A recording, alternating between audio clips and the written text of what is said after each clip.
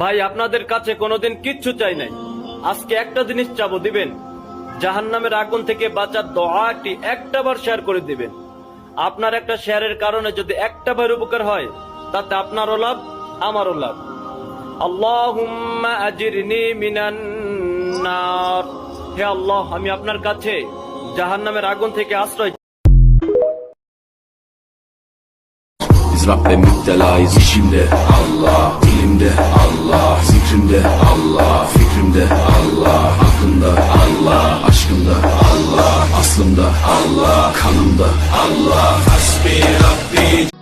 আল্লাহ ছাড়া কে আছে আর বানাই পৃথিবী এত সুন্দর রূপে। মনের ভিতর কষ্ট রাইখা মুখে রাখি হাসি, যতই তুমি কষ্ট দাও ভালো আমি